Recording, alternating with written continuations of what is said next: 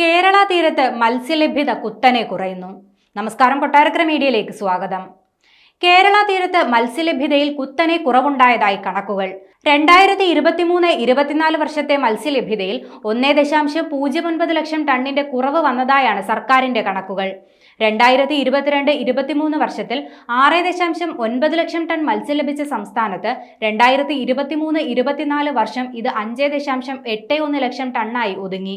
ഇതിനു മുൻപുള്ള വർഷങ്ങളിലും ഏറ്റക്കുറച്ചിൽ ഉണ്ടായിട്ടുണ്ടെങ്കിലും മലയാളികളുടെ ഇഷ്ടപ്പെട്ട മീനുകളിൽ പലതും വൻതോതിൽ കുറയുന്നത് മത്സ്യബന്ധന മേഖലയിൽ വലിയ ആശങ്ക പരത്തിയിട്ടുണ്ട്. കാലാവസ്ഥയിൽ ഉണ്ടാകുന്ന വ്യതിയാനങ്ങളും അത്യുഷ്ണവുമെല്ലാമാണ് മത്സ്യത്തിന്റെ ലഭ്യത കുറയാനുള്ള കാരണമായി വിദഗ്ധർ വിലയിരുത്തുന്നത്.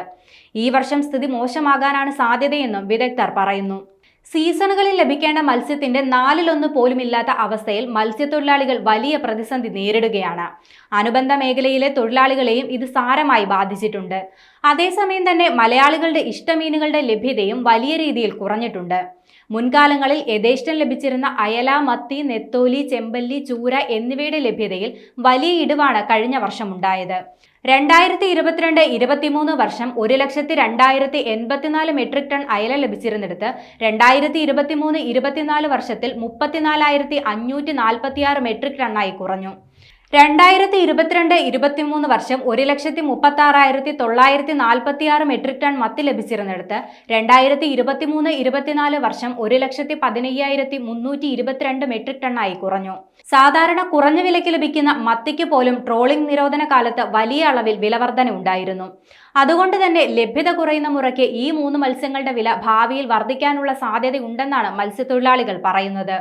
ആഗോളതാപനത്തിന്റെ ഭാഗമായ ഉഷ്ണപ്രവാഹം കടലിൽ തുടർച്ചയായി രൂപപ്പെടുന്നത് മത്സ്യസമ്പത്തിനെ ബാധിക്കുന്നതായി മത്സ്യഗവേഷണ കേന്ദ്രങ്ങൾ നേരത്തെ തന്നെ മുന്നറിയിപ്പ് നൽകിയിട്ടുണ്ട്.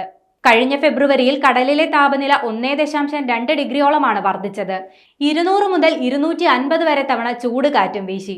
ന്യൂനമർദ്ദവും കള്ളക്കടൽ പ്രതിഭാസവും പലതവണയുണ്ടായ ഈ വർഷം മത്സ്യലഭ്യതയിൽ വലിയ കുറവുണ്ടാകുമെന്നാണ് വിലയിരുത്തൽ. കരയിൽ നിന്നുണ്ടാകുന്ന കാർബൺ ഡൈ ഓക്സൈഡിന്റെ 26% കടലാണ് വലിച്ചെടുക്കുന്നത്. ഉപരിതല മത്സ്യങ്ങളുടെ നിലനിൽപ്പിനെ ഇതെല്ലാം പ്രതികൂലമായി ബാധിക്കും. കൂടാതെ കടലിൽ പുറന്തള്ളുന്ന പ്ലാസ്റ്റിക്കും മറ്റ് വിഷപദാർത്ഥങ്ങളും മത്സ്യങ്ങളുടെ പ്രജനനത്തെയും തടസ്സപ്പെടുത്തുന്നുണ്ട്.